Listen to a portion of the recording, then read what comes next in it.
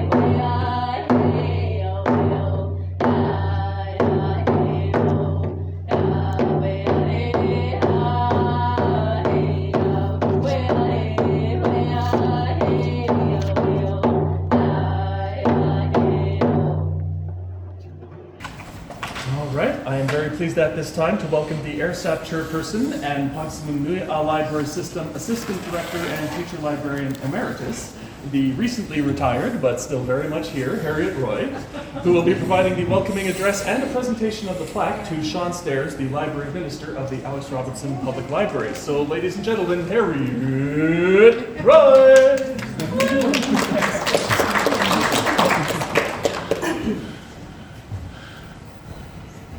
I don't have a speech prepared, but on behalf of the Library Services for Saskatchewan Aboriginal Peoples, I would like to welcome you all to the Treaty 6 territory. We chose Ronge because I said, oh, well, you know, Ronge hasn't had it since 2012, so, you know, it's time that we did a celebration in the north so that we can promote not only storytelling, but to make people more aware of and use the public libraries in the north. So I'm not sure if you guys are aware, but there are 11 public libraries in northern Saskatchewan. So one of your missions can be to visit all 11. I've done that a few times. But on behalf of LSAP, we have a plaque that we give out to the place that hosts the launch. So we have, I've made a little thing there, but this painting is located in the boardroom of Ponsamunui Library System. It's huge, and it is painted by Leah Dorian. She calls this one Circles Close. She is a interdisciplinary Métis artist raised in the Prince Albert area. She's also a filmmaker, a published writer, and she views her Métis heritage as providing her with the unique bridge for knowledge between peoples. So this will also be put there. So if Sean will come around, we can have him receive the plaque. First time I've seen this. So, I don't know, do we need to turn for you? I'm You're good? Okay. So, 1, 2, 3. 1, 2, 3. I'll take it again, Evelyn. There we go. anyways, this will hang here at Alex Robertson Public Library, and the original will be still at Pinellas until they decide to take it away from me. Or from us. Thank you so much. There you are, and here is so again, it's our 20th year. It started when we did we went around to all the communities, not all the communities, we went to 5 different communities in Saskatchewan and talked about how libraries are affecting the people on the reserve and stuff. And so one of the things that we brought from that round of things was that we wanted to say that all people living in Saskatchewan should be able to get a library card without it costing money. Before this one library card came into effect, there are people on reserve that couldn't get a library card because they were not considered to be Saskatchewan people. But I don't know how you cannot be a Saskatchewan person if you're living on a reserve that's in Saskatchewan. So that was one of the biggest things I thought were brought out from that. It's called the MAC report. It's the Minister's Advisory Committee. And there was a book that we published, was called Information is for Everyone.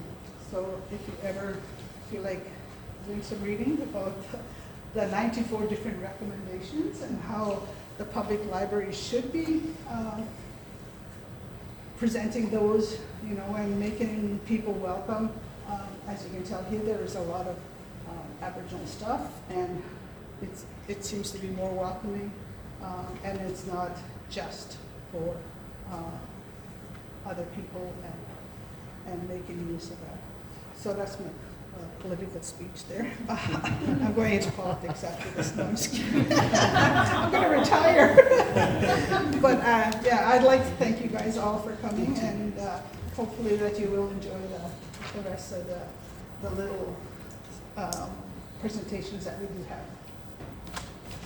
Okay, this brings us into the dignitaries portion of our proceedings. I have a message from the Premier Scott Moe here that I will read out for everybody. On behalf of the Government of Saskatchewan, it is my pleasure to welcome you to the Saskatchewan Aboriginal Storytelling Project at the Alex Robertson Public Library in Ronge. For 20 years, the Library Services for Saskatchewan Aboriginal Peoples, LSAP, have hosted this event to support and promote First Nations, Métis, and Inuit oral storytelling across Saskatchewan. This project not only allows listeners to gather and build their understanding of the role and practice of storytelling in First Nations, Métis, and Inuit culture, but it honors and respects the elders who ensure that the knowledge and traditions from their ancestors are shared with future generations. As members of the community join to celebrate this anniversary, I want to thank LSAP for making today's event possible, along with their advocacy to declare February 2023 to be Saskatchewan Aboriginal Storytelling Month in our province. Congratulations on reaching this milestone, and best wishes for an enjoyable time of fellowship. I'm also very pleased at this time to welcome Jim LeMay, the MLA for the Athabasca constituency, who will be providing greetings on behalf of the Minister of Education, Dustin Duncan. So put your hands together for Jim LeMay.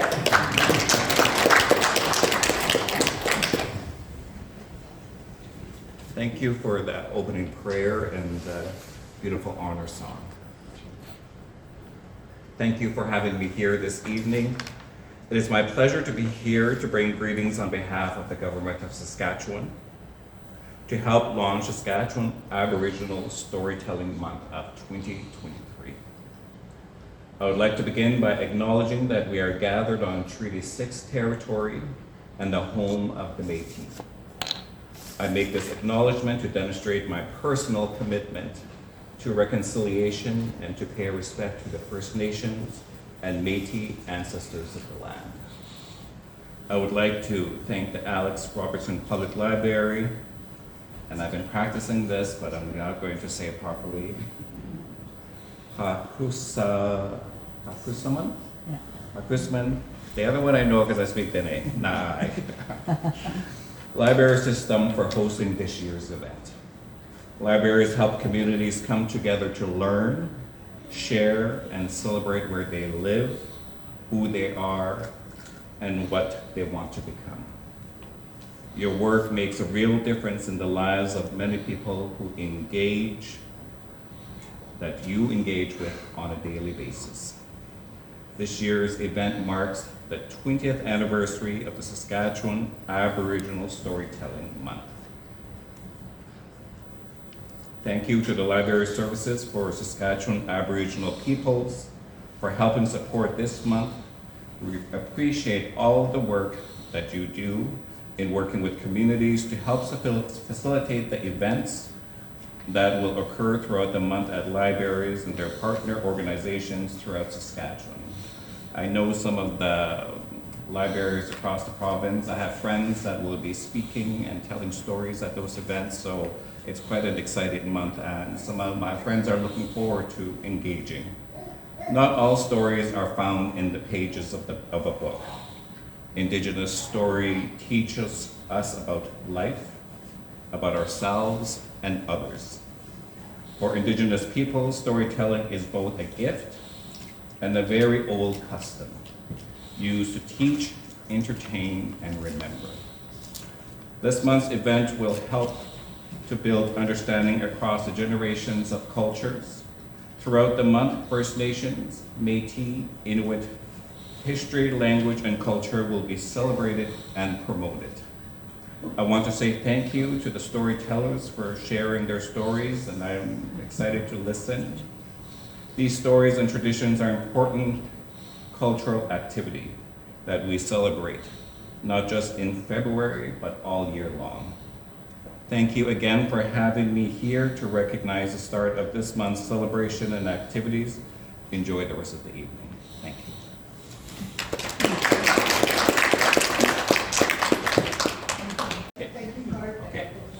Okay, thank you. Thank you so much, Jen. Okay, I'm also pleased to pass along greetings and congratulations and salutations From the MLA Cumberland office of Doyle Vermette, Jude Rat was going to be here but had a conflict. And from the Deputy Mayor of the Ronge as well, Abby Bishara, who unfortunately could not be here. I'm just scanning to see if Julie's able to. Oh, and from Ronge as well, the village of Ronge. At this time, I'm very pleased to welcome up Minnie McKenzie, who will be speaking on behalf of Chief Tammy Cook Searson and the Lac La Ronge Indian Band. So, ladies and gentlemen, put your hands together for Minnie McKenzie.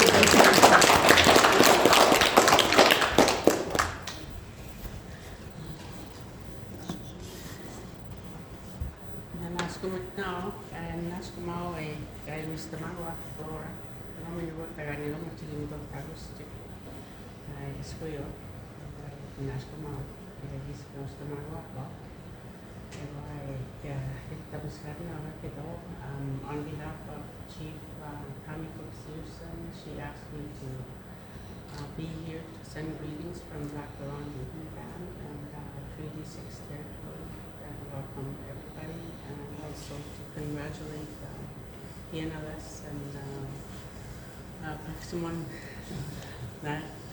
this one, library system for 20 years of celebrating storytelling, and giwit no skidit tamuin vichito.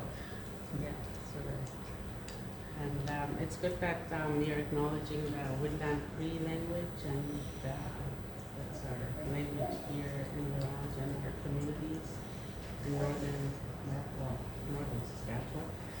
And I just wanted to mention that I work for the Ronge Indian Band, and I returned and started working full time again for the Cree language resource unit. So we started working on the books, Cree language books, and also legends. And I just wanted to show you some of the legends that we have at our Cree resource unit at the band office. I work for the Ronge Indian Band Education. So these are 4 legends in each book. So I'm going to present this to Harriet for the library. I just wanted to show them to you, and I'm not going to read the story. But, yeah, it's nice to be here, and I'm also honored to speak on behalf of the chief. And she's a very busy woman. Okay, thank you.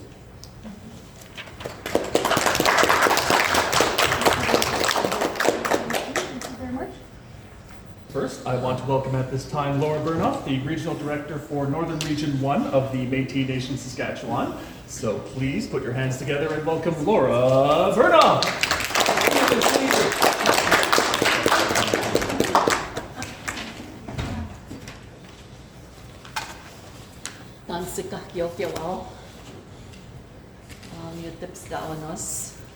Laura Burnoff, Nasikasan. Bobal Kaginitawag yan, mag-aisot ka La Ronge ng Wibinigwa. I've been here since 1995 in La Ronge. And I acknowledge the elders here, the dignitaries, and New Dawn group singing, and everyone here acknowledged him. And I'll say the same thing as everyone. I can congratulate LSAP on its 20th year of providing this project in Saskatchewan, and most importantly in our northern communities. I look forward to the storytellers and the events planned throughout the north. Each year it has been wonderful to witness listening to these good stories, watching presentations, whether it be puppet shows or some acts or some musicians. Yeah, it's always good to watch. So I myself had moved here in 1995, and I taught Cree and other courses at Nortep, and later on in Northlands, but Nortep for many years. And 2 years, it's been almost 2 years. It'll be 2 years in May, and then June I got sworn in, since I was elected into this position of Regional Director of Northern Region 1. So Northern Region 1 comes all the way from uranium goes across, it doesn't go down from uranium, because that would be Lalanche, and then Stony Rapids, and then all the way to Timber Bay, Campbell Lake. So I work for these people. I advocate and meet once a month with the Métis government and to make resolutions and to make decisions, I guess, for these. And I acknowledge and bring greetings also. I can't forget about the Jim Brady local, Métis local in Ronge, because they're the ones that are supposed to be in the community, in the forefront, and they advise me about things that are needed in the community. So we work together. I'm very proud of the library system of Alex Robertson Library, and to Sean and to Harriet and James for programming services throughout the year. It's always nice to see all your services. And I know the Métis locals and the Métis Nation support the libraries, but we would like to partner more and support you more. So just reach out anytime. And so maybe I'm asking for so reach out to us, because we're a big support. I'm a big support to the library, and I was a bookworm growing up, and I used to hide and all over the place to read the books, and then my mom would be getting mad at me taking the book away because the work wasn't getting done that needed to be done, the cleaning up and all that. So it's been a passion of mine. So thank you, Harriet, for this invitation, and the board and the staff. I commend you all for this wonderful work that you're doing with the library systems. Thanks.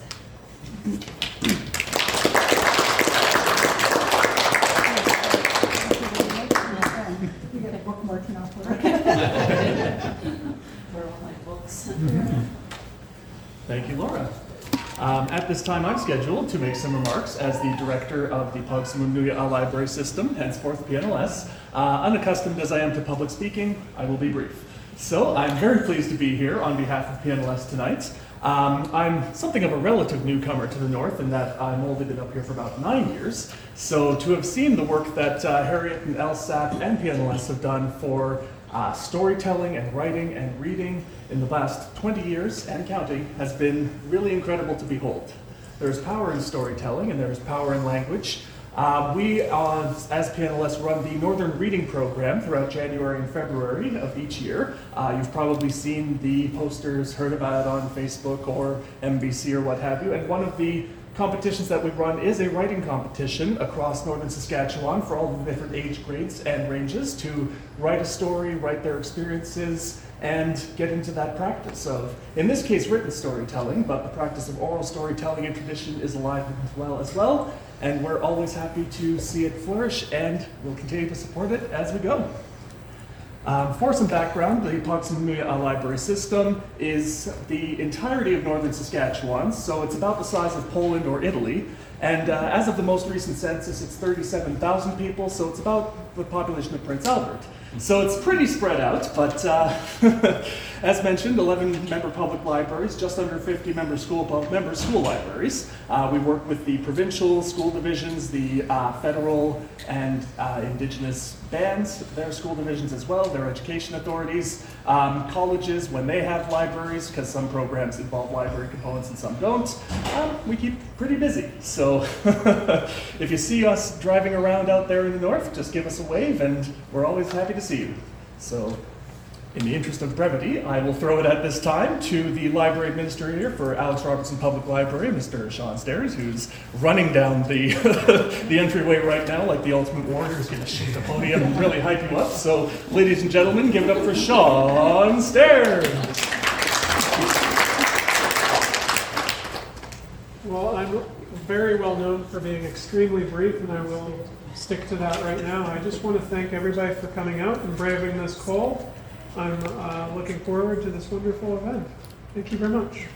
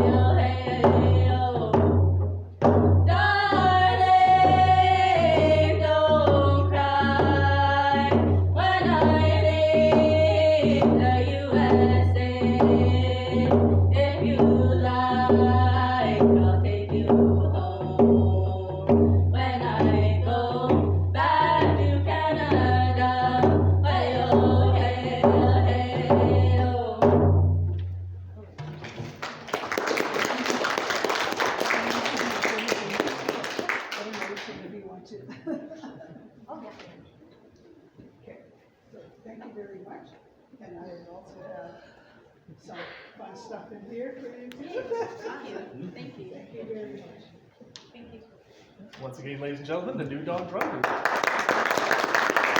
Just to give you some ideas about this book, I'm not kidding you. Winnipeg bestsellers. Hardcover, non-fiction, first place, written by Prince Harvey, Spare. Paperback, non-fiction, first place. Mutewina, Minega Pagamo at Witiwa. Can tell you. So I'm very proud of this book. It's gone already somewhere. And I did have a book that did go somewhere before, written, this one, Saskatchewan Book Award. This was written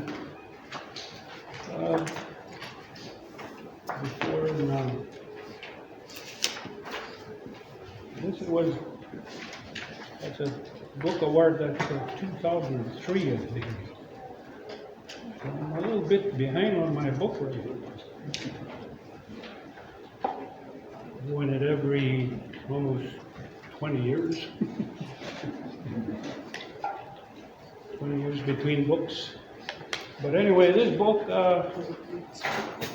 January 22nd, 2003, I got my publisher actually won this book award. It was Gabriel Dumont Institute that won the book award. It wasn't me as the author, but it was my book. Still my book. So anyway, my editor, Darren Prefontaine, I think he's still at Gabriel Dumont Publishing. Yes. Okay.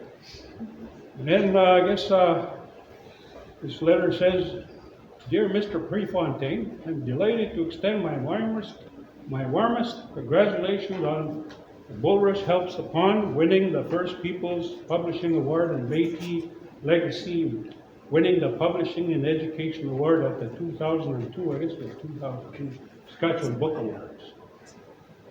These exceptional accomplishments show your outstanding abilities and dedication, time, and hard work that you have given to ensuring your success. You must feel a well-deserved sense of pride in this recognition.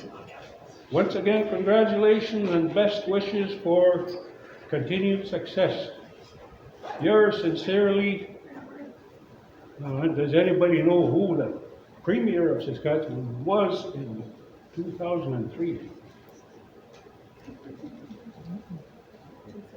Nobody knows their Saskatchewan history. Lauren Calvert. Lauren Calvert, there you go.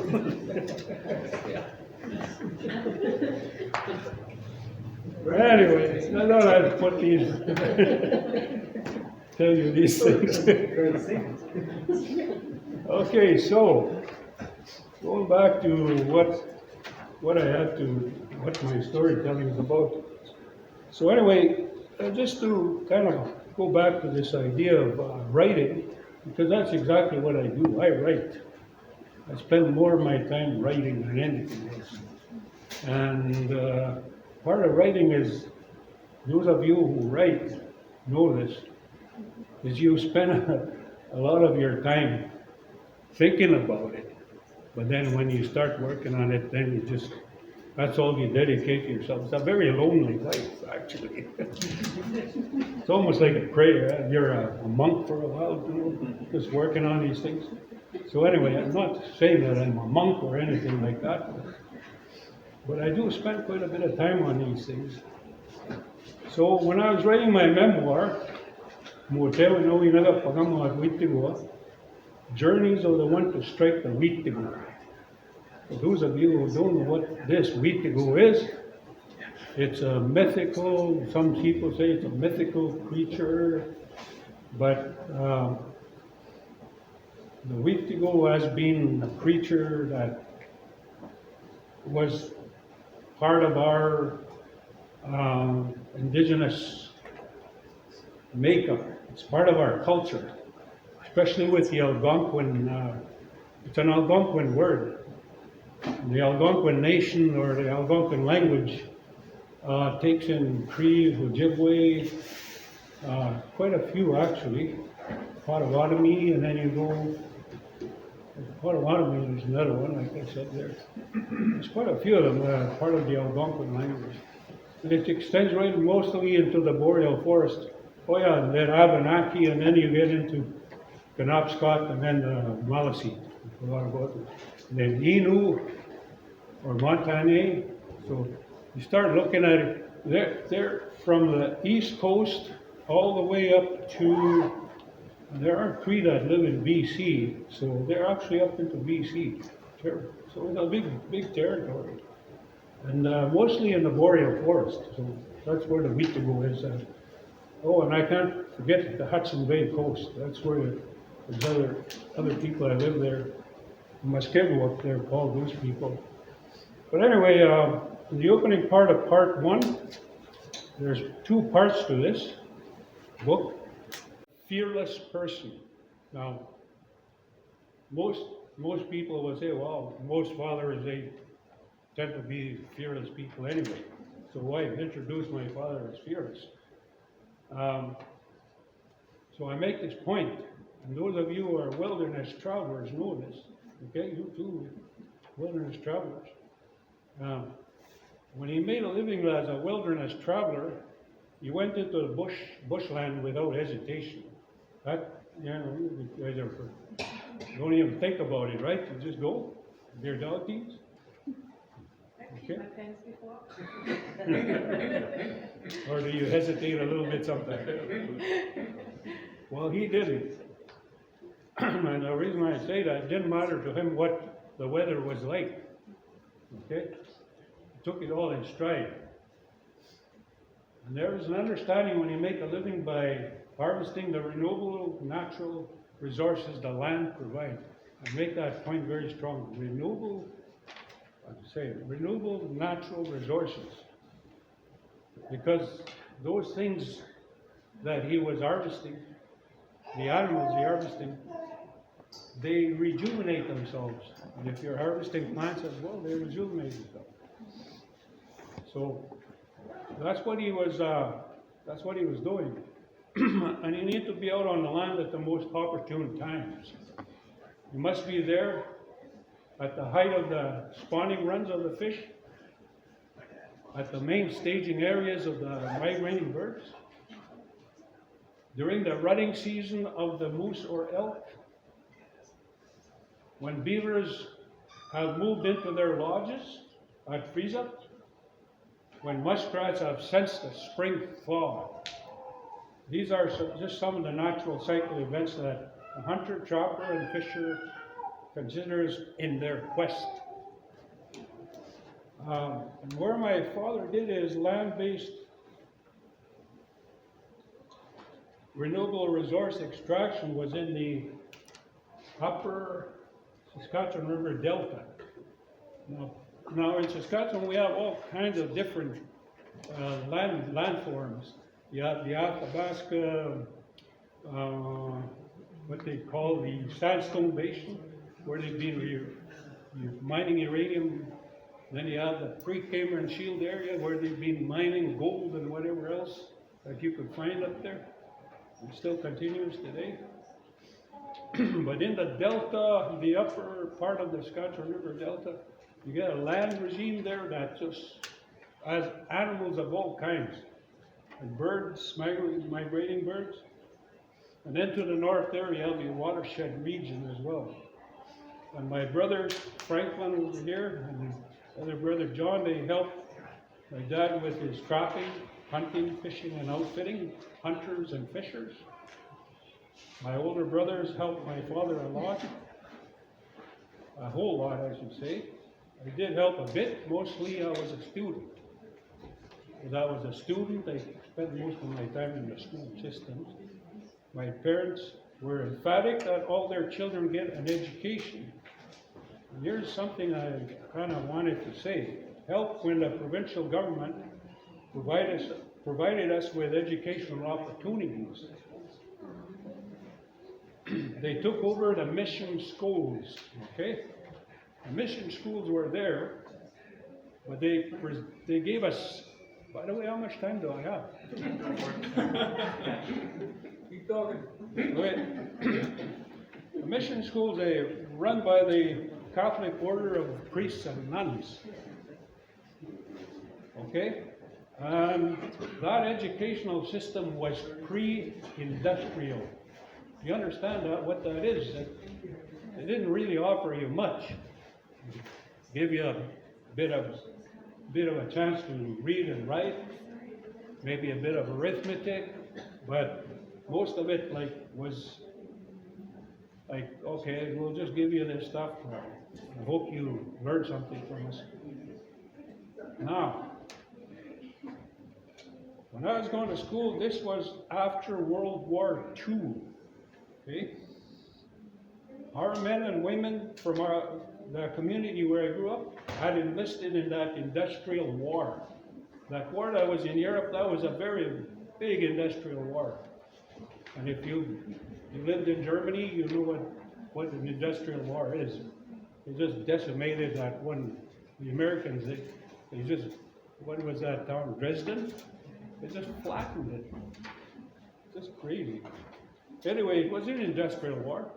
You know, all these planes flying, bombs going off. And then our people, when they came back from that war, they told the provincial and federal politicians to bring a modern day educational system to the community.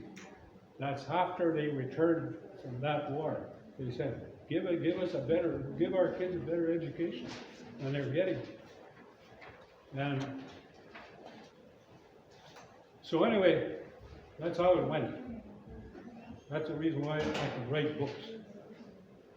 And that's the reason why a lot of people from my own community, they went to university, and a lot of them went into graduate studies and stuff like that. I never went to graduate studies. I stayed with the undergraduate programs, but I got educated.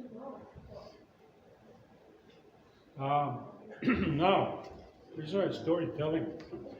It's supposed to be storytelling instead of talking about all this, but I just had to kind of introduce myself a little bit. So anyway,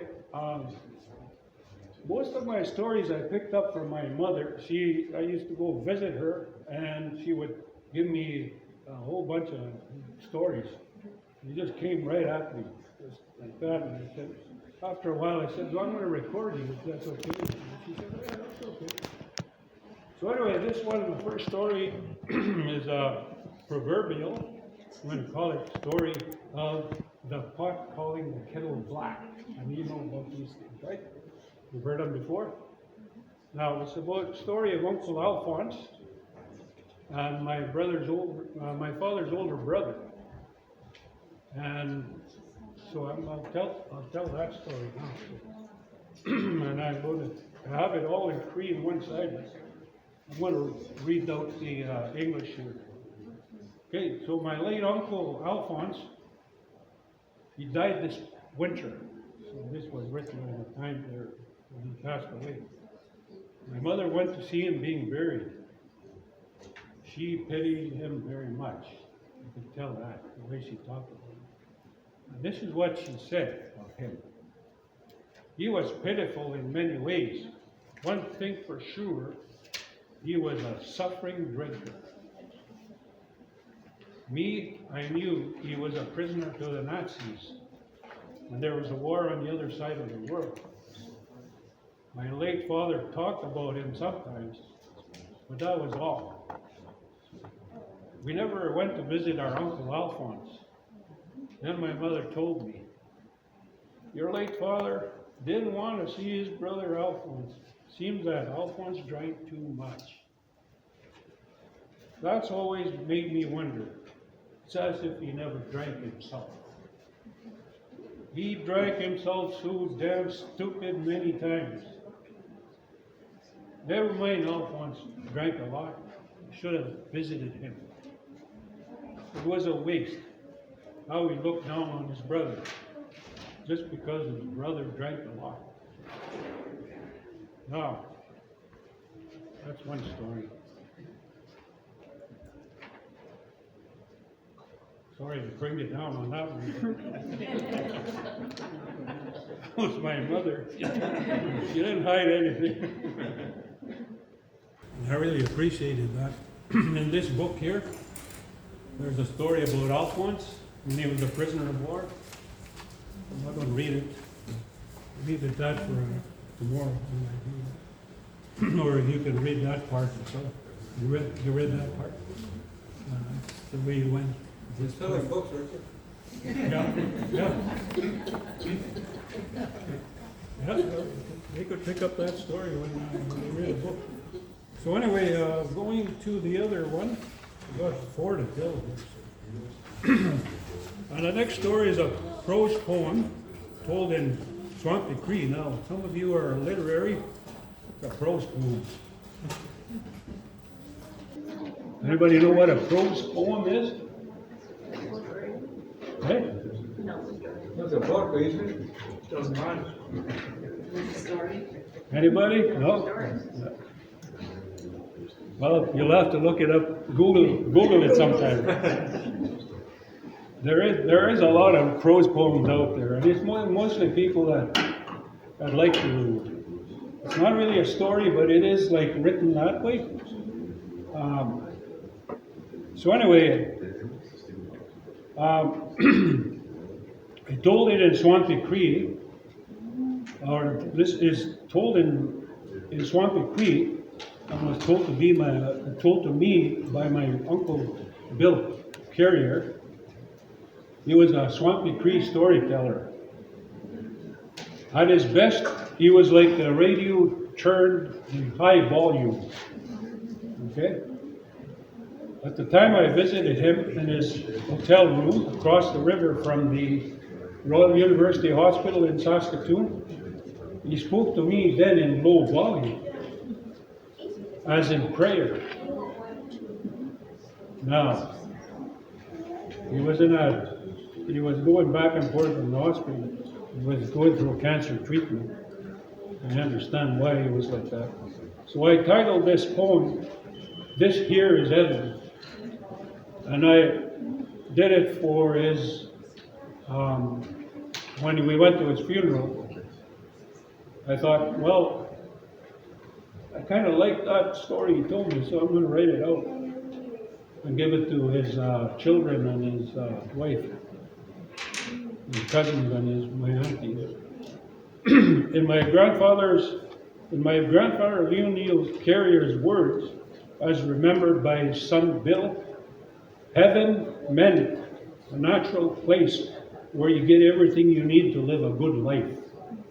That's exactly how it was described. So anyway, I'll read that out to you.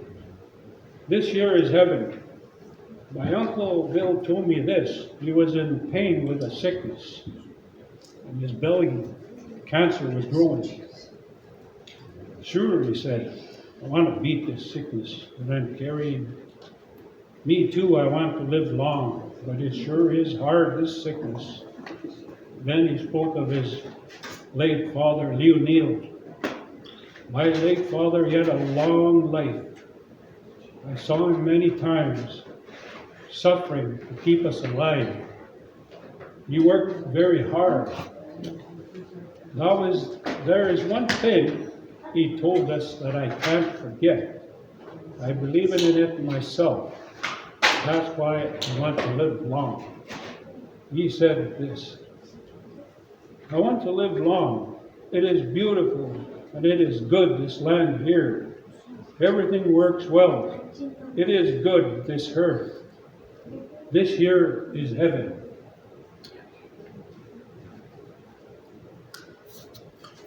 Now, I don't know why I was so dramatic about that. It just stuck to me like this, like that. This next story is about animal behavior. I'm just introducing these stories. My mother regularly visited her sister Margaret Macaulay during spring and summer days. I went along with her during one spring day. I recall one conversation they had. It was about singing frogs in the pond beside Margaret's home. I titled it, They Must Have Frozen Lips. Frogs They actually have a mouth, not, but they do look like they have one big lip. Right? If you look at a frog, if you've ever seen a frog. Anyway, again, it was written in Swampy Cree, and I put the English translation to it. And there's the catch here. And I'm not sure if any of you know this, but I told this story to an English storytelling group in Montreal, Quebec. Now, should you find it funny where I told this story? Why would I find it funny that where I told this story? It was to an English audience in Montreal, Quebec. Why would I find it funny? Excuse me? Okay, and what do the English call the French? Slang word. Slang word.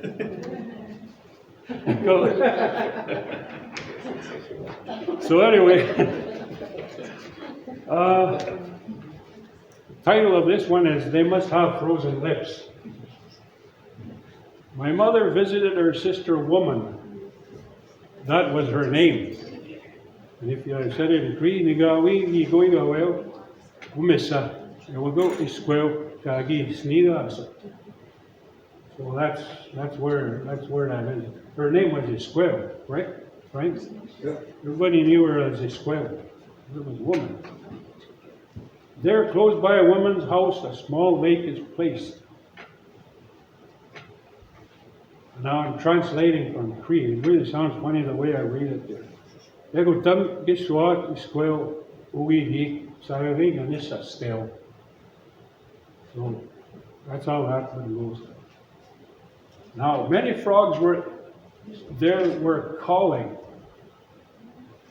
Then not long ago we visited.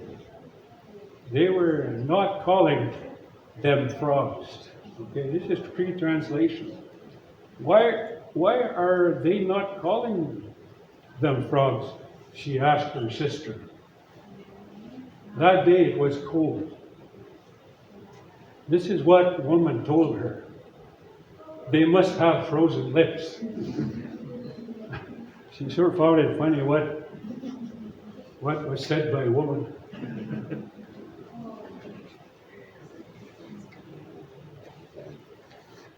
So that's about animal behavior. This next one is about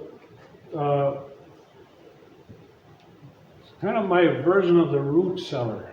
And if you're a Cree writer, one of the things you want to do once in a while, I wanted to see how I could write prose by using a Cree verb.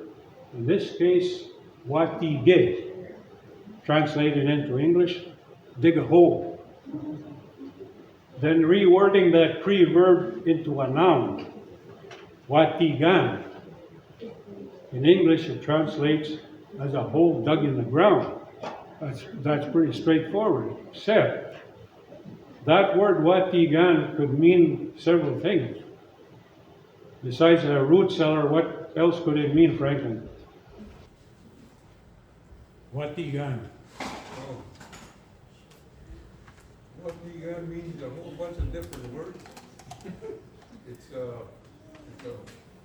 when you bury somebody, the wati in. You bury somebody, you make a hole and you put them in there, and then another word. There's so many different words. And then when we were light cutting in the bus stage in Mid Lake, Manitoba, we used to dig a hole, and that's where we stored our food. Wati yesia. Wati a little hole. And then we put branches like this and we covered it with bus tape. So that's where we stored our food. It kept frozen for quite a while, because we didn't have any fridges then. So there's a lot of different meanings to wati. Okay. So that's kind of in this one, what you got here is about the root cellar. So anyway, although it could also mean other things, such as a cellar where you keep root crops or preservatives. Now, root crops are potatoes and carrots. Anybody who grows a garden will know that. And then if you store them in there, it becomes a root cellar. Now, where we grew up, Frank and I, our house was built on top of that root cellar. There actually was a root cellar there, and the house was built right on top. So that's how that one describes the root cellar that where our house was sitting. Now, I described how I encountered a reptile. We call him Cree, a pigatay. Kind of might sound funny to anybody who knows Cree here. A pigatay. And that reptile is actually a toad. And where I grew up, the Canadian toad is in at the most northern range, just further south, around 54th parallel. That's where those toads are. Some people can mistake toads and frogs, but there is a difference. And so anyway, this root cellar had no windows for natural light nor electricity for lighting. It was a perfect root cellar. There was a trap door that brought natural light into that root cellar.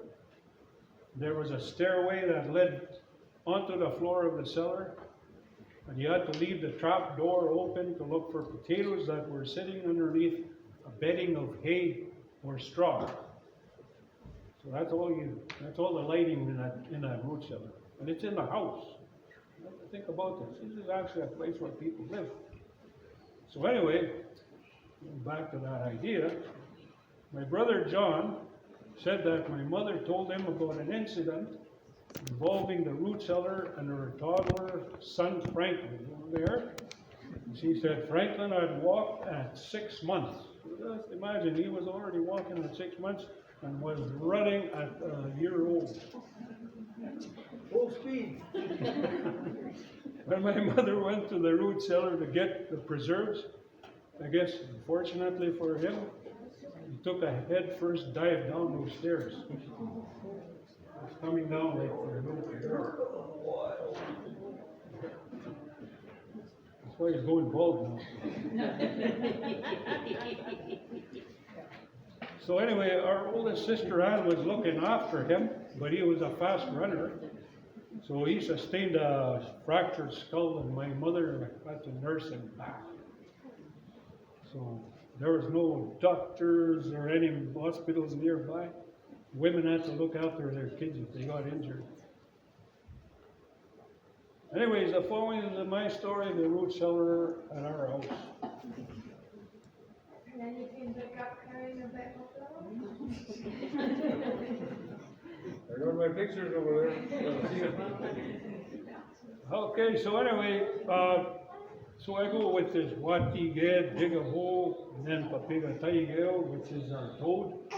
That's the title of this work. So it's a piece of work because I wrote it in Cree first, then I translated it. But I'm going to read the translating to English. Where I was raised from, we had a root cellar. There was no fire wire. No, somebody said fire wire. Oh, geez, that sounds pretty modern. Okay, no electric lights, no refrigerator, but we had a root cellar. Our mother stored in there moose, duck, goose meat, high bush cranberry jam, raspberry jam, and we also stored in there onions, carrots, and potatoes. Our mother was good how she stored all those vegetables. She hung the onions and carrots.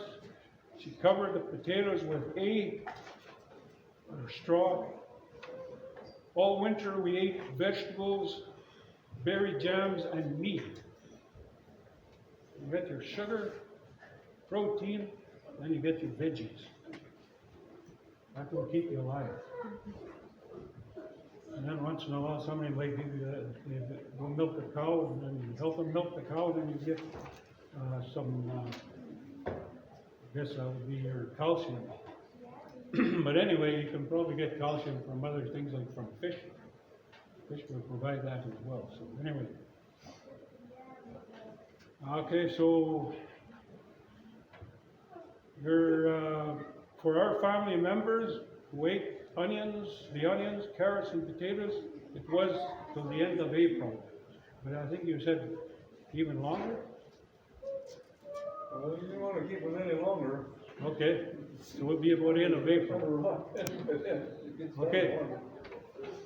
So how I remember this is when I went down below to get the potatoes, because it has to be around that time, eh? So the potatoes I went down to get, I would feel in the hay for those remaining potatoes, covered up here, so I'd reach down there and reach for the potatoes, and some did go soft. And when they go soft, squish, right? All you feel is squish. And what I would do is I'd throw them back on the ground here and then stomp on them, put them right into the ground, real good. Once during budding time, I went to get potatoes. There were a few good ones. It was then that one of them moved. It was cold and lumpy. Then I let it go. It was a toad.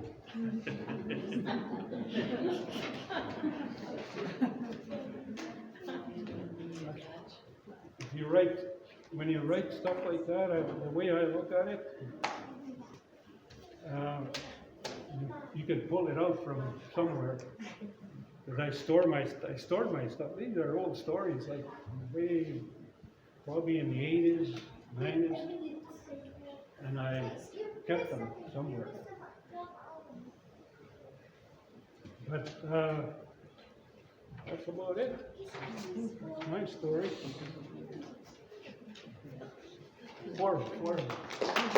So I'm here to introduce our next storyteller, Franklin Carrier, who was born in Cumberland House in 1945 and has a litany of very interesting accomplishments.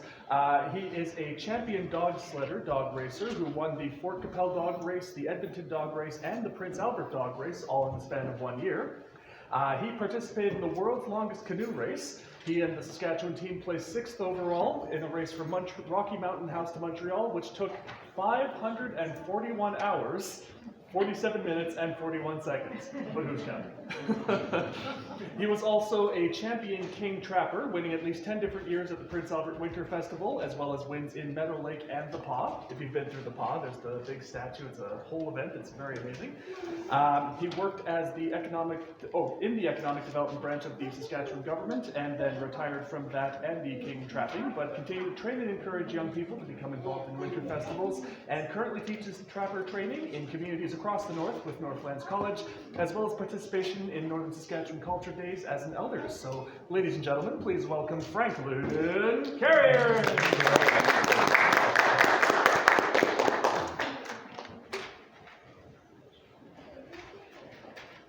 I don't know where to start. But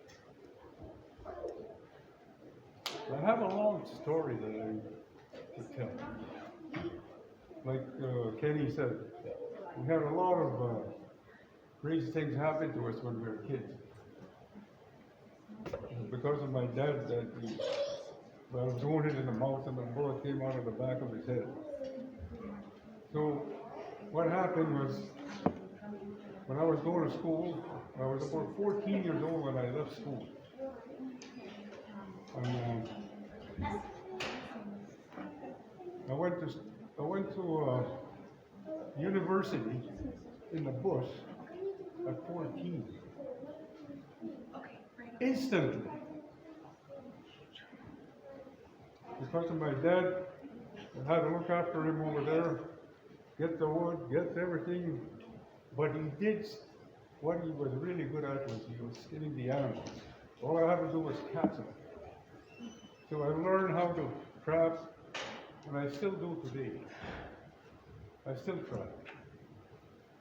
I'm damn near 80 years old, but I'm not going to give up. COVID just about got me this November. I was very sick. It's unbelievable what kind of a mean disease that is. That COVID. If anybody else got it, I started coughing when I was just finishing a proper training program at Hall Lake. I was coming home, somebody coughed while I was in there and sneezing. By the time I finished my traffic training that day, I was driving home. By the time I got to the junction here at the Pinos Junction, I was coughing so hard, I almost drove it off the road a couple of times. That's how hard it hit me. Just that 6 hours, within that 5-6 hours, I'm still hurting. That's why I'm wearing this. I had 5 shots of the needles. I still got, because I was sitting close to somebody that was doing that sneeze. But we have medicine men. My medicine man is Dave Ross. There's other medicine men in town here. They have good medicine. The reason why I want to say this, when you're dealing with a medicine man, and he offers you, I'll cure you if you pay me $1,000. That's abuse of power. That's not what our grandfathers taught us. He said, tobacco. If you don't give that medicine man some tobacco, you're not honoring his skill. He might not even help you with the doctrine. This is what I learned when I was a young fellow. I grew up like that. I'm going to be 78 this summer. So I learned a long, long time ago to respect the medicine. But if he says, if you give me $1,000, his medicine is no good. That's not what he was taught. There's a lot of them people like that around. Be careful. I know some, and I knew the good ones. One of the best ones is in that 1 hour reserve. When I went over there with Kenny and I went over there. I wasn't feeling good that time. I was having all kinds of arthritis problems. We went into a sweat. We gave him our tobacco.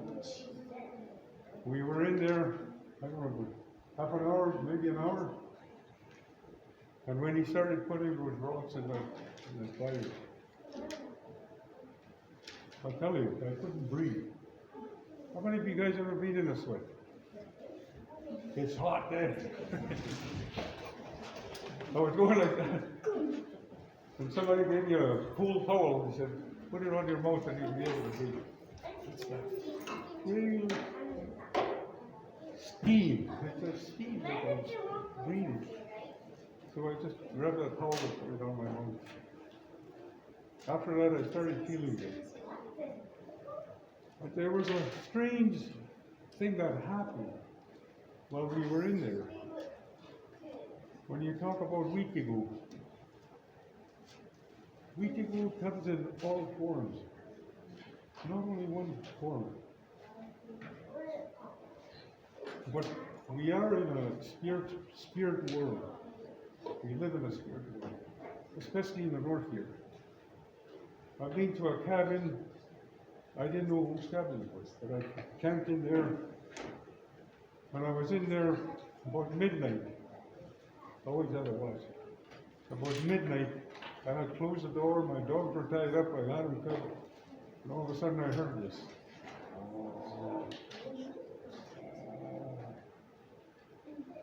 Okay. Somebody's here. The dog, he woke up the dog. I know that even when the timber wolves are running close to where we were camping, you could sense them.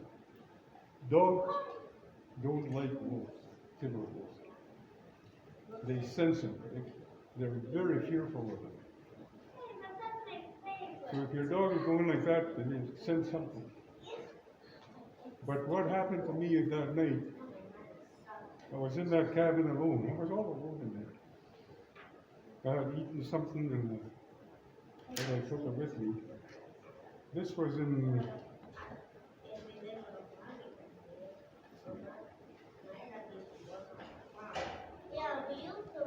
about 1956, 57. I was in there. In that cabin all alone. My dad was about 25 miles away from where our main camp was. What he told me was try to catch some beavers and shoot a bunch of squirrels. Squirrels at that time was $2. Squirrels. And today they don't even want to buy them. But $2 at that time was a lot of money. Kerosene was only 5 cents. A big bundle of candles, I think it was 10 cents. You remember that? A good old days.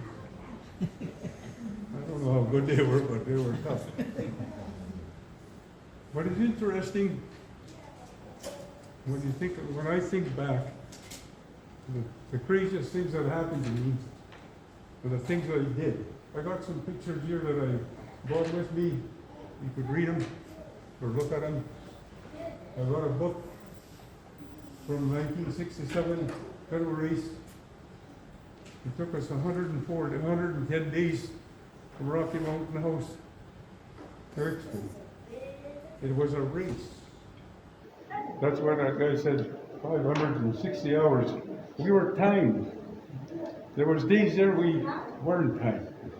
Because of the weather or something, we couldn't cross the lake. In Lake Superior, it took us 17 days to cross. You think this is a big lake? Try that one. Huge. We couldn't even see where we were going. We had to follow, we were escorted by the Coast Guard. Because we were timed, we had to be in certain villages at certain times. That's what they did. So we did cheat a little bit. We didn't have to, on those big lakes, because you couldn't see them. Once you get out in the open, nothing. Just big waves. We were battling 12-foot waves. Hey guys, you're way down there. Yeah, you too. And the guys on a ship, because we weren't racing that day. We paddled for 19 hours to reach that one point. We had to be there. There was a big storm coming in from the west. They warned us, if you're not going to cross tonight, we paddled just at dark. We were just getting dark when they told us. They said, you guys got to leave. You'll be fed from the ships. And that ship was going like this. And the guys on the ship were getting sick. Come on, I want to make. He said, well, nobody wanted to go up there. We were okay here because we were just rolling on the big waves. It was interesting how we survived in that big race. And then, when I came back in 1967, this is a good story. While I was away paddling, all my girlfriends left me. They didn't know where the hell I was for 3.5 months. Okay. I was supposed to get married that year. He went too. We didn't have any radios or nothing to phone back. Where the water? My mother, when I walked into the house in late September when I came back from Expo, she said, "Where the hell have you been all summer?" I told you I went to paddle across Canada. You seen us, we paddled into Cumberland. I guess he forgot after we were there before July 1st. We were in September 10th, I think it was September 4th when we finished. So she didn't know where, totally she didn't know where I was. And she was all those girls I left behind.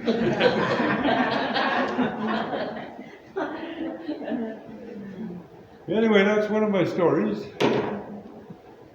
I helped my dad at 14, and I certainly went to the university that you will instantly learn how to feed yourself.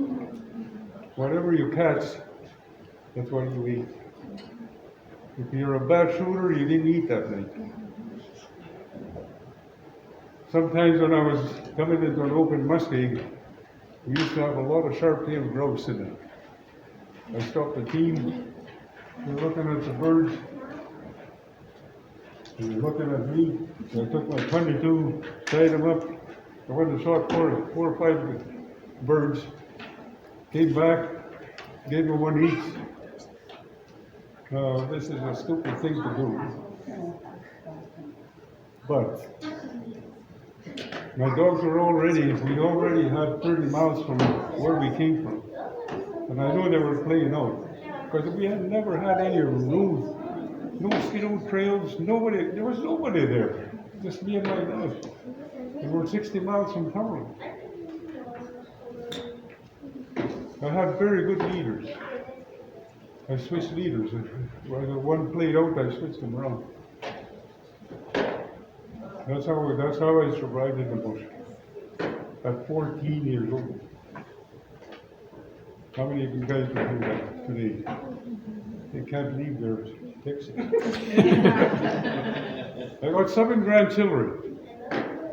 We're all at a table. I come out from my little room there, because I'm not a smoker. My wife is a bad smoker. And I walked in there, they're all texting and they're looking at each other and laughing at each other. I said, I hate to see you guys get in a big fight here. What the hell are you talking about? But anyways, that's our generation today. They're not paying attention to what's happening in the world. I was at Gordon Denny School a couple of days ago. I asked the kids, I said, what's happening in the world? There's about 5 little guys got up. These are grade 1s. There's a big war in Ukraine and the Russians are shooting they're killing those farmers. I said, yeah. Why did they attack the farmers? That's the breadbasket of the world. We feed everybody. If they attacked us, we are the breadbasket of the West. Our farmers can't. I just can't imagine to see this. How many farmers are out there today? There used to be one every 4 miles. There's one every 30, 25 miles. It's a corporate farm. When I go down there hunting geese, I gotta go and find out if I could get permission from that guy to allow me to hunt in their in a farm field. Where did we find that one guy? He was in Calgary. And the other guy was in I think he was up in northern BC somewhere. Yeah. I think it was, And Grand Prairie. there was another guy that was in Arizona. These are the farmers that were trying to get permission to hunt in their fields. If they're in arguments with they're having disputes on the land, about the land, who owns the land, don't mention. I told Kenny, I said, don't you dare mention that always. Big Bobby already mentioned it to him. He wouldn't let us in there. He was in Calgary busy.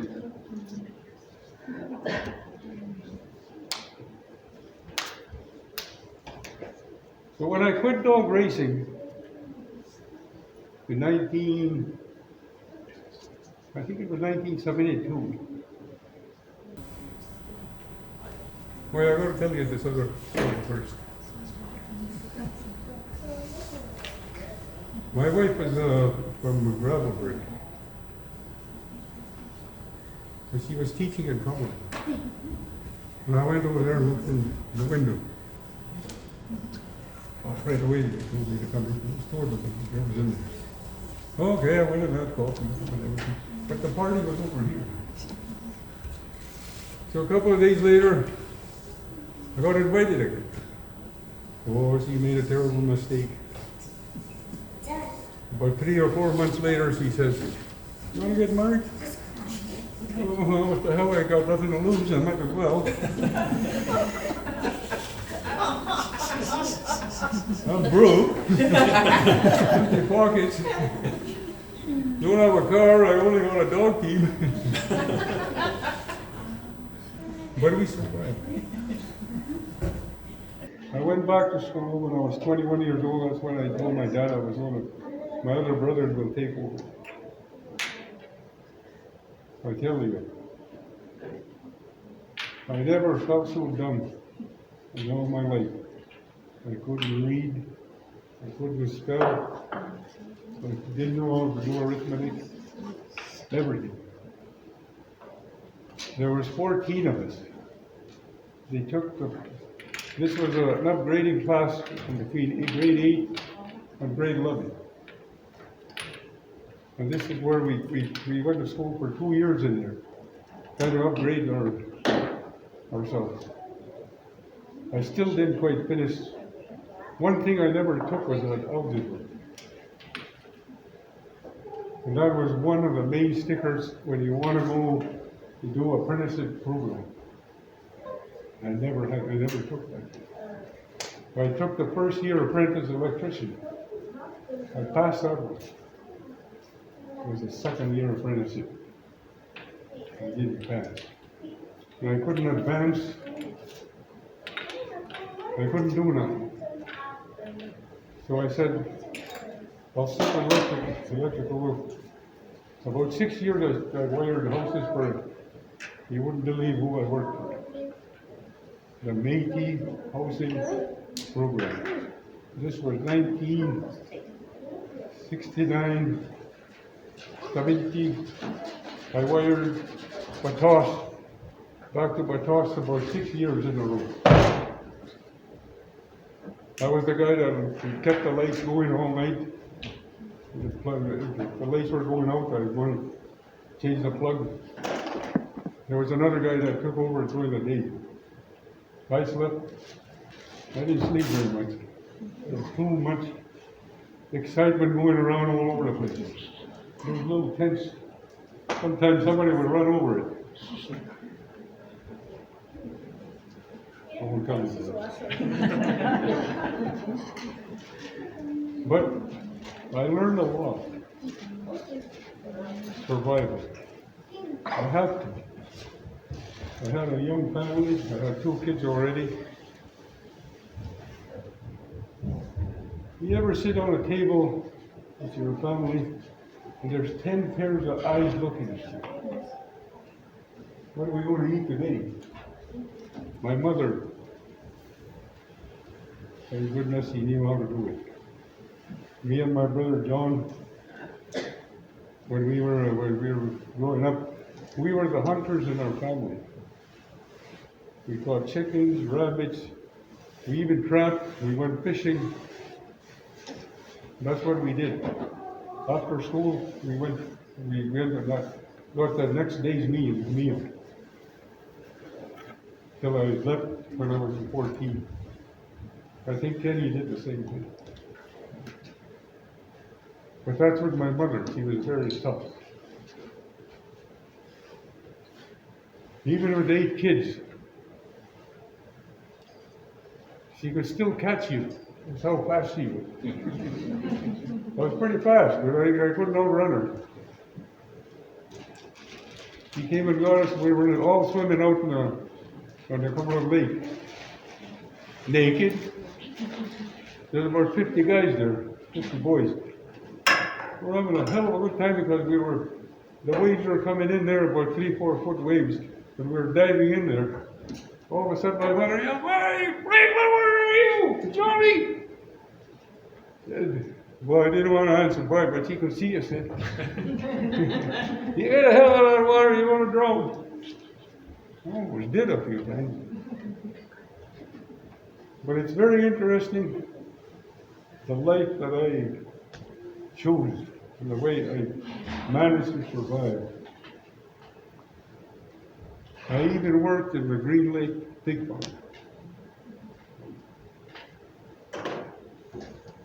I tell you, when they had a strike, all the guys that were not in the union were reassigned to work at the pig farm. The first day I went to work, I just when I walked into the house, I was stopped right there at the door. "What did you step into?" I said, "I was working at the pig farm all day." "Well, you take your clothes off right here, don't you come in with them." The awful smell of the pig in the piggeries. I don't know if anybody you ever go to a Green Lake? You could smell it from the roof. It was strong. But anyway, I survived that one. And then in 1980, we were transferred to come and work in Ronge. I was already 5 or 6 years in the northern Saskatchewan. I was a loans officer, processing loans. And I used to argue with all the guys that I worked with. They were so tight with that dollar. I said, "This fisherman, if he has a good catch, in that 3-4 weeks, he'll probably pay that loan off." Nobody was believing it. And at the end of the year, because we were dealing with freshwater fisheries, and they had whatever they sell over the year. One guy from Pine House, Red Iron, came over to the office and said, "I got this check, how much do I still owe you guys?" I said, "You don't owe us anything, you paid it all." "I got this $50,000 check, I don't know what the hell to do with it." I said, "Well, get out of here, go buy a vehicle." Or buy some more motors, better skidoos. That's what we did. Next thing you know, Red Iron is a contractor. The little things that you can teach somebody, how to manage their money, how to work a system. That's what we were doing. That loan program we had was the best thing that ever happened to a lot of those people that were, there was hardly any money in them days. When it was cut off, a lot of people did go bankrupt. But like everybody else, you recover. There's always a way to skin a cat. I skinned lynx. That's what we're catching right now. There's Dave Ross, Richard Bell, and I. We're trapping in close to Mauna Losa. You ever hear about that big city, Mauna Losa? Hey, it's on. They got their own If you look at the Weather Channel, it says Mona Lisa there, 13. You see that? That's a big city. How many cities have with their own weather channel? Then there's only 5 or 6 people living there. But it's such a beautiful name, Mona Lisa. That's probably why they did that. But I'm one of these type of people that my dad always said, if you don't have to go there in a snowstorm, don't go there. What did I do? I went there anyways. And I almost lost my way out on the lake. I ended up about 4 miles from where I was, where the cabin was. But my leader, I had good leaders. I didn't say nothing when I came out in the open. I said, go, home. We went by these islands, and I was only about 4 miles from where the cabin was. I ended up 3 miles over here.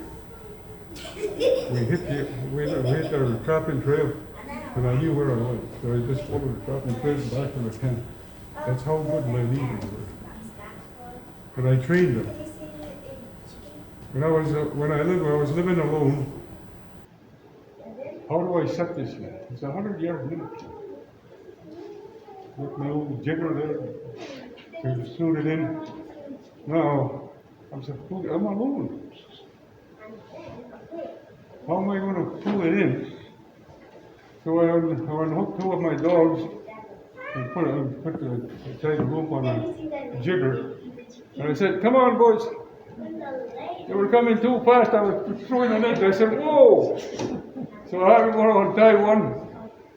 And one of my leaders pulled my net in. That's how I was fishing. I was able to feed 100-yard limit. You have to be creative in anything you do. Don't stick with just one thing. Use your imagination, what you can do. We are very resilient. We have the talent to do it. Don't lose it. And I'm an opportunist. Be an opportunist. If you get a chance to do something different, do it. I went from trapper, fisherman. I went back to school. I took my upgrading for about 3 years. And then when my wife made that terrible mistake, I had to go back to school again. But I don't remember if you know that the government had a program in there recruiting people to work. They wanted 24 economic development workers, and the program was 2 years. 2 years. We were guaranteed a job, and we started at $1,500 a month. This is in the 70s. $1,500 in the 70s was a lot of money. While we were going to school, they paid for we were in a hotel room. Larry Henneke, remember him? I think it's still wrong. I went to school with Larry. There's a whole bunch of guys that I went to school with. And there was one gal that stuck with it. She's from Sandy Bay.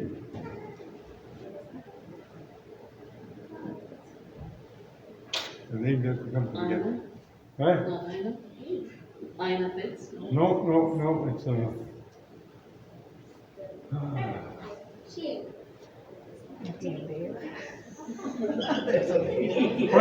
Francis Nataways. Oh. She stuck it out with us. And you know what? A lot of these guys I went to school with, like I said, when an opportunity comes, you take it. They left the program. They went back to school. They were teachers. Some of them were lawyers, and some of them were band workers and all that stuff. I stayed with the program. By the time I was finished, I was making $30 an hour. because the increments from the government program, if you're a government worker, increments come in every year. And I was there for 33 years. The last 33, 4 years is the time that counts if you want to retire. Don't retire before 60. Go at least retire when you're 65. If you're healthy enough to go, stay with it. It's very important that you keep working. Today, I have a bunch of pictures there. You can look at some of the pictures I bought. I had a book in there somewhere. This is just some of the stuff I bought today. This is from, yeah, that's the book I bought. And I got the librarian, she took pictures of it, she could. This is the battling, foraging, and pageantry, the world's longest kennel race, Rocky Mountain House to Montreal, Quebec. Stories from the hearts of the 1967 Centennial Voyagers. Saskatchewan team, and he was in there paddling ahead of these guys, and then Franklin sitting in the back. It was a sturdiness. That's it. This one is Franklin, right here, he's got the headband on. Our cousin is up there, right beside him, Glenn Duganat from Creighton, Denair Beach.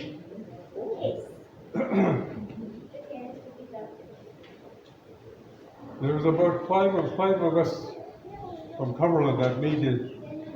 Two of them made it into the Manitoba team, and 3 of us made it into the Saskatchewan team on the trials. We were that good. We were good battlers. We had to be. My mother said, "You guys go and shoot ducks." Okay. Now that's 25 miles away where the ducks were. So we paddled there, shot a bunch of ducks, came home, paddled back. We didn't have any motors. It was interesting in the 60s. Finally, my dad bought an 8-horse motor. And I was still young enough when he bought that. Before the dam, that E.B. Campbell Dam was built, they used to have a pulp cutting outfit in there.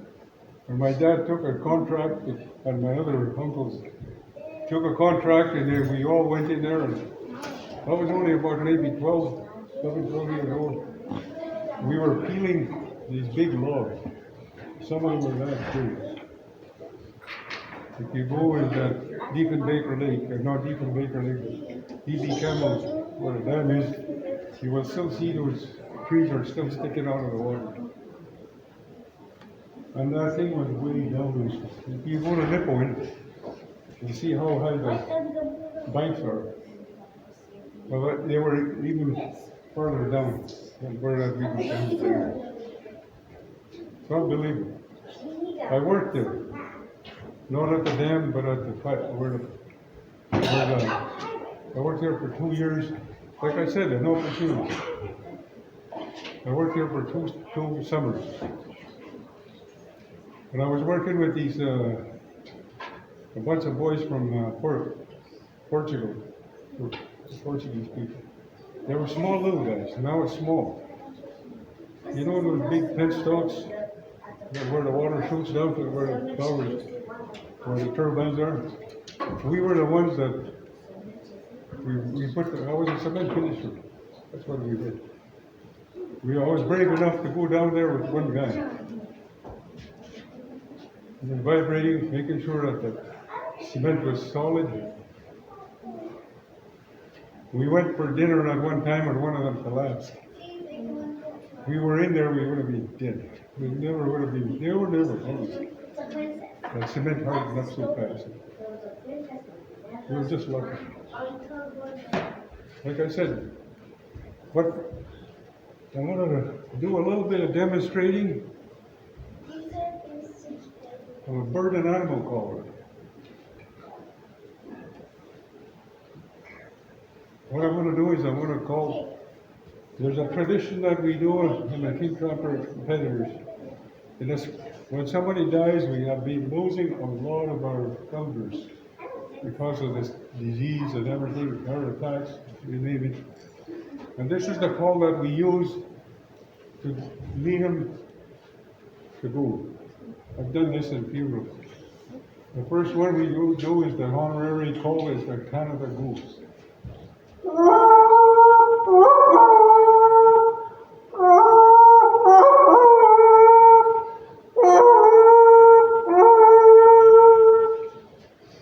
That's the one we sent one of our buddies there 2 years, 3 years ago.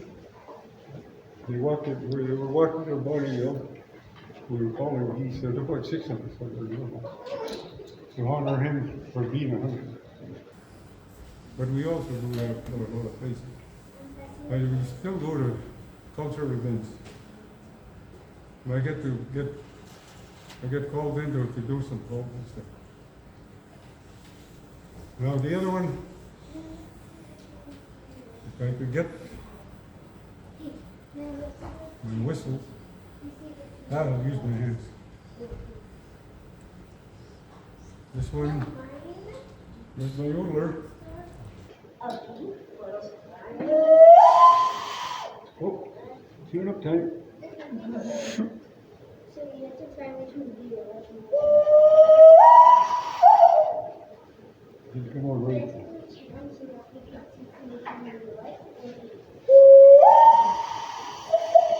Anyway, it's a low tone. I've been having trouble with my left hand here from that needle I took last 3 months ago. I'm still having a hard time.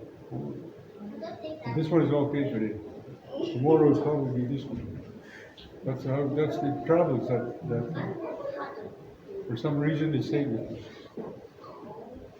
And I will do a moose. And a moose, bull moose when it calls from September 20th to the end of November. This bull moose is not looking for a fight. He goes like this.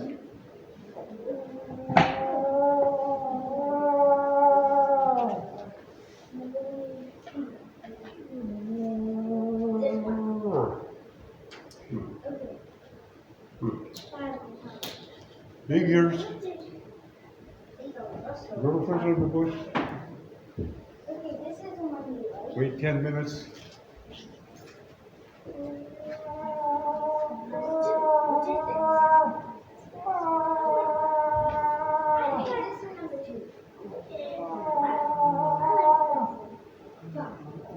And you know, I waited up to 5 hours for that bull moose to come to me.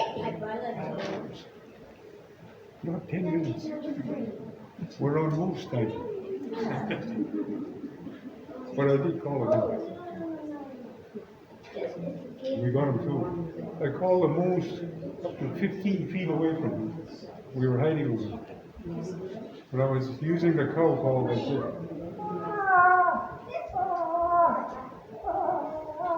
And he was going.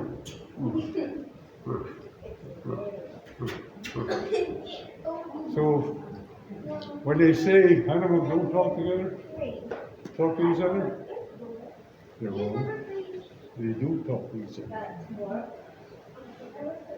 How many of you guys have little puppies? Cats?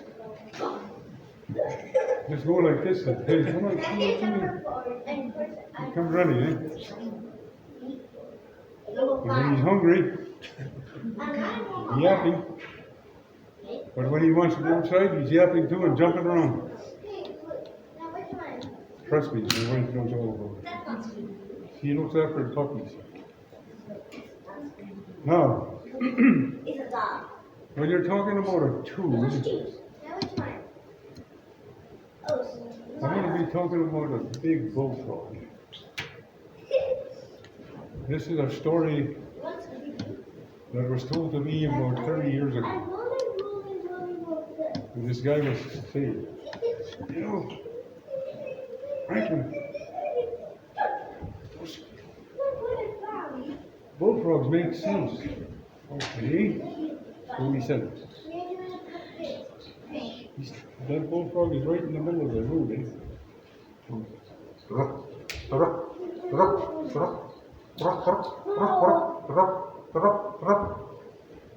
What did you say?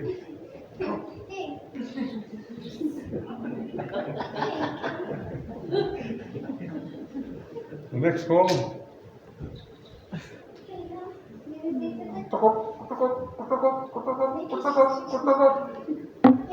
What did he say? There's other ones here. In Cree, he says, "Kutagat." Right? Yeah, that's everyone's. And when he's full,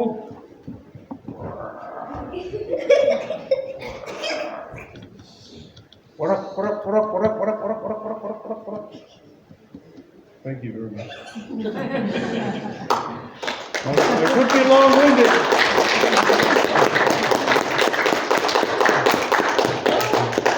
Have you got tired of sitting? Thank you very much. It was a great story.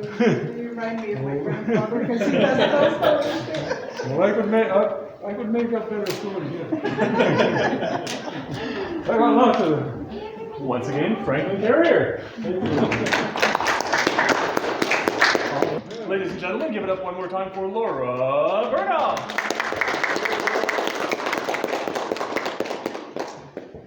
No, I forgot all about it, so my guitar's have been bigger. But I did find a song on karaoke that I can sing along. Hopefully it'll be loud enough. But Or you can first do a of all, pre-song if you want. first of all, just to warm up, I need you to repeat after me. So I'll sing you a tune and then you repeat. You have to sing loud. Yeah. Oh, you must have been excited. Yeah, I'll have to donate a guitar to the library. But it's here. Actually, there is some, but I don't know where they are. What's that? Guitars. There are guitars. I don't even know where they are. I have it on here, yeah. Got the way. Yeah, I think they're in the storage room, to be honest with you. Dance it. Dance it. How are you? How are you? Dance it, yeah. I am fine. I'm fine. Namo Dananto. Come on in. Big degree. Sit down. Sit down. Up it. Up it. Have some tea. Have some tea. Must keep walking mini. Tapui midwasin. Hindi mong gawin. Tantri. Igitutian. Mate achen mo. Kiway yung sitayan. Mate achen mo stawin. Hello. Hello. Dance it. How are you? How are you? Dance kita. I am fine. I am fine. Modananto. Come on in. Come on in. Big degree. Sit down. Sit down. Up it. Up it. Have some tea. Have some tea.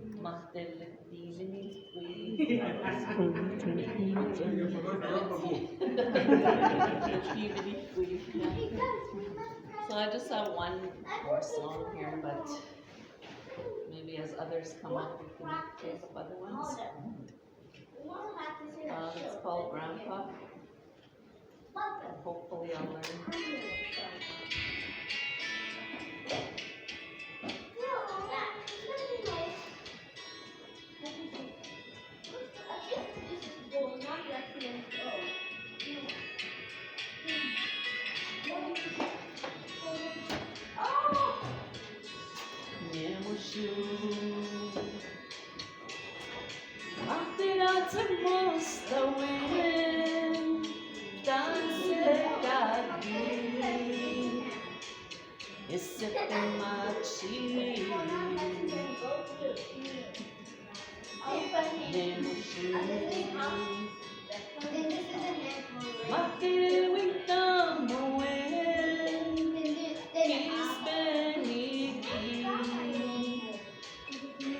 Yadma Kayas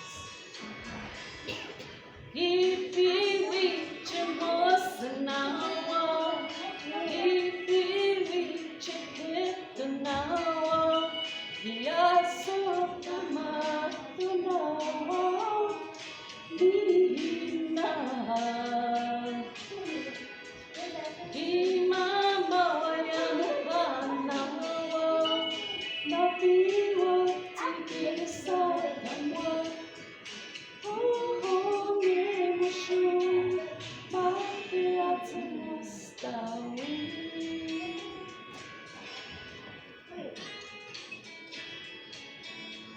and then we use Notebook for the next verse. My guitar is way lower, so this is concert tune.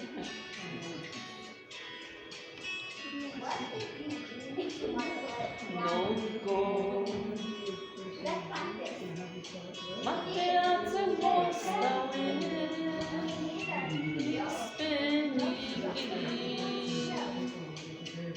Muchika kayas No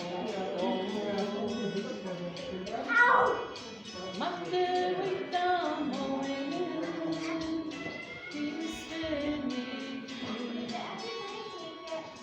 Sipmasi kayas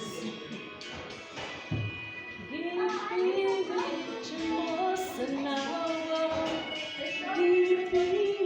Chikitunawa Yasutamatanawa Nina Imama Wehana